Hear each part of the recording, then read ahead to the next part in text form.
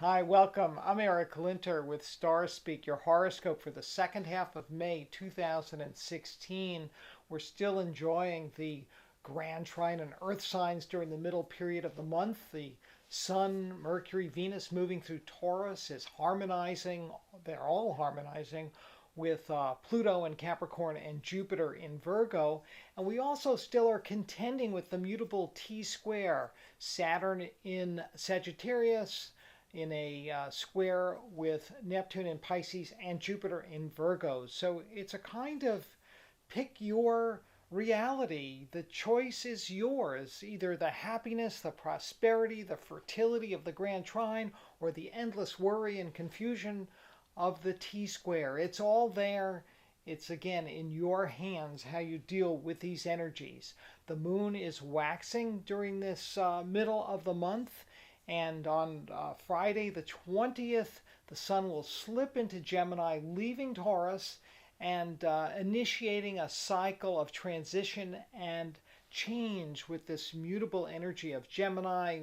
People get restless, summer travel begins, or planning for summer travel is underway in earnest. And with the full moon coming the very next day, again, there's this burst of energy. A lot of people are going to be on the move this weekend or wish they were. But be careful. The sun is forming an opposition to retrograding Mars early Sunday morning. And that same morning, just a couple of hours later, this is the 22nd, Mercury completes its retrograde and at 14 degrees of Taurus resumes forward motion. Now, again, Mercury is still part of this grand trine configuration. And there is a really good opportunity for dealing with material plane challenges, managing money, maybe finding some new sources of income. Certainly a big push towards enjoying whatever it is you have. And being grateful, of course, is always a big help. Venus moves into Gemini on Tuesday, the 24th, where she becomes, shall we say, somewhat flirtatious. And that same day, she too challenges retrograding Mars. And for some people, this is heartwarming, passion inflaming, and for others, it creates a lot of friction. So, as always, it's energy. It's up to you. What are you going to do with it? I say be kind, be generous, be passionate, but don't impose your will or look to control loved ones. That's not going to go over very well. There's a very important square between Jupiter and Saturn on Thursday, the 26th. For some of us, this makes us super responsible and perfectionistic, almost to a fault. Don't be too hard on yourself, and certainly don't be critical of others. Everybody is doing the best they can in the situation they're in with the knowledge they have, and that really has to be enough. Mars retrograde returns to Scorpio on the 27th, that's Friday morning.